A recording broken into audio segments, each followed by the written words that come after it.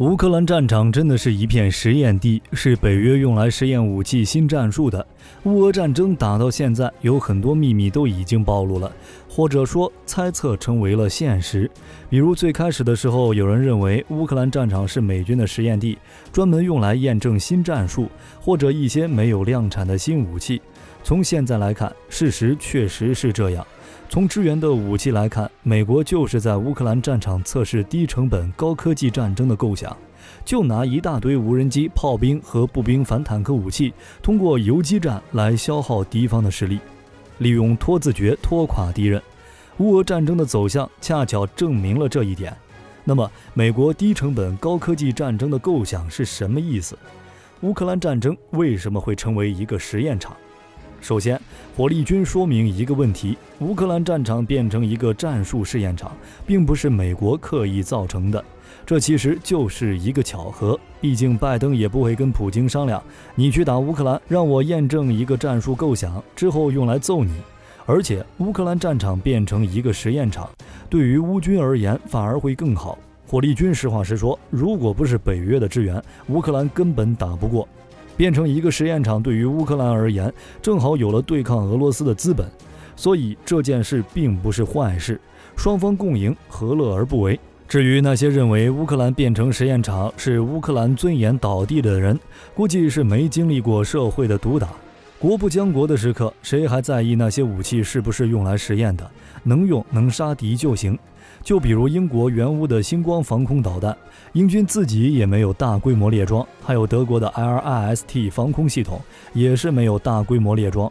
直接就提供给了乌克兰。但是效果不好吗？星光打俄军的直升机一打一个准儿，与毒刺配合，硬是把卡52打成了濒危物种。至于 LRIST 防空系统的战绩，估计再过一段时间才能看到。不过 LRIST 本来就是狗斗用的空导弹，在设计时就具备了高机动能力和抗干扰能力。等俄军战机以为自己在安全空域活动的时候， LRIST 就能从近距离发起的攻击，无处可逃，效果只会比星光更好。而且说是试验场不假，但是这些试验性的武器肯定经过了一定的验证，肯定是能用的，就看能发挥多大的作用了。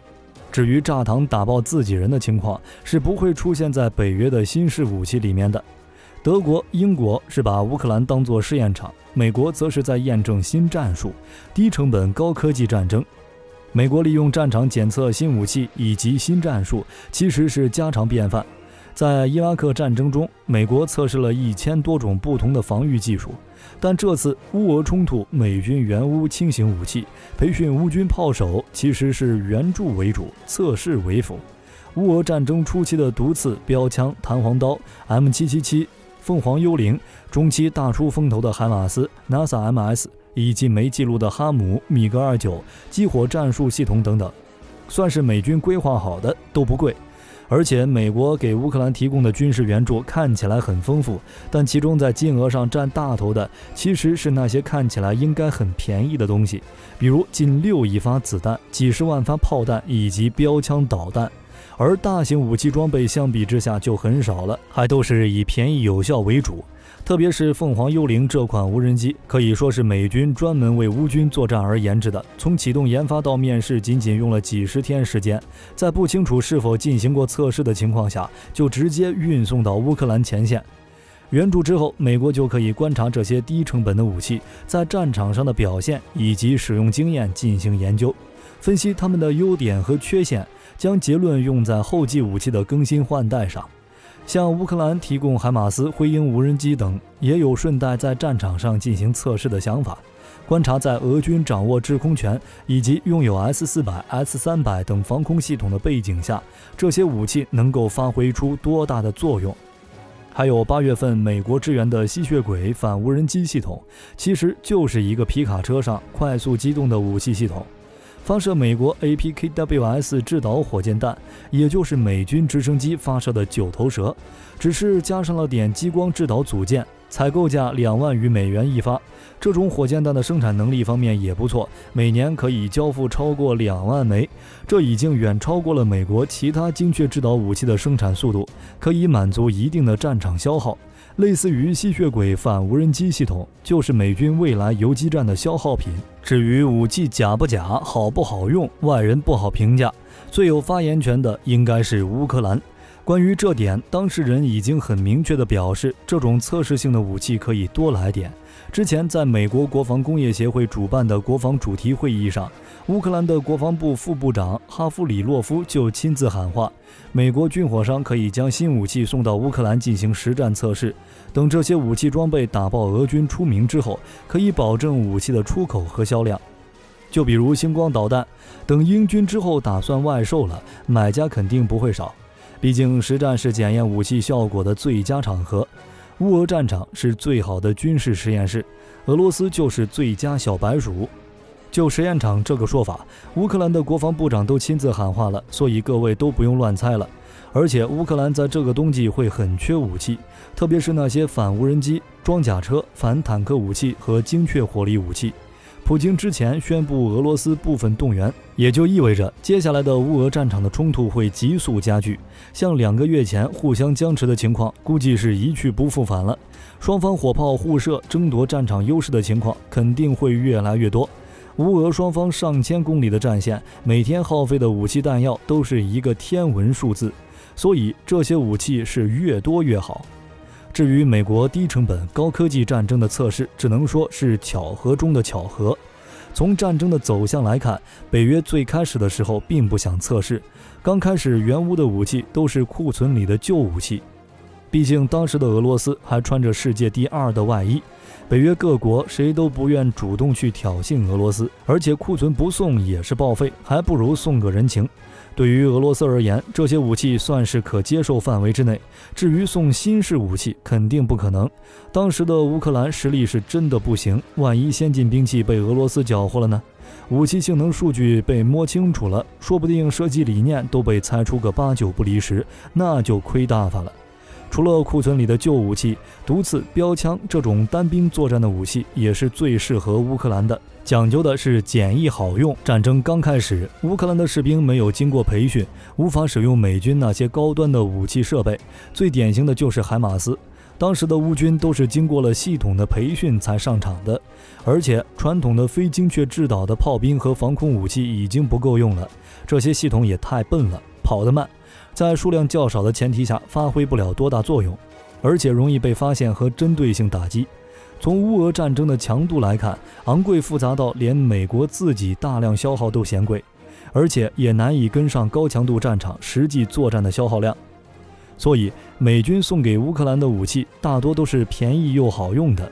结果打着打着就变成了一个新战术，低成本高科技战争。也就是不要什么 F-35这种先进战斗机，也不要什么爱国者，就拿一大堆的无人机、炮兵和反坦克武器，通过这些便宜又先进的武器获取战场的局部优势，然后通过游击战将局部优势一点点的扩大。不过也就看起来比较牛，从技术上看，就是利用那些廉价性能芯片，实现一系列新概念战术战法，吊打那些旧武器旧战法。大致的场景都可以在乌克兰战场上看到。最经典的就是海马斯到处炸俄军的弹药库。对于美国而言，新战法又有什么作用？在现代战场，武器碾压式作战的套路已经不够用了。美国按照自己的设想，设计了一套高效率的武器系统来援助乌克兰。这种战术对于守方而言可以，对攻击方的作用还没经过验证。新战术对于美国的作用还有待商榷，或者说没啥用。打实力一般的国家，一轮导弹下去就结束了，用不到这种适合守方的战术。如果用来抵挡一个和美国等量齐观的对手，估计不够看。毕竟双方都是导弹射一轮，打击敌方的大型雷达，己方的大型预警雷达都被打得七零八落，无法形成有效的预警网，或者己方没有一张有效的数据链通信网，把预警雷达的信息传输给在前沿活动的小规模发射部队。那么最后的结果就是，这些导弹发射部队只能自己探索，停下来打开自己的小型雷达，长时间对空探测，反而更容易被执行防空压制任务的敌机消灭掉。再或者敌方的防空水平跟美国一样，这些小规模的发射部队就是送菜。所以火力军感觉这套战术更多的是为其他国家验证的。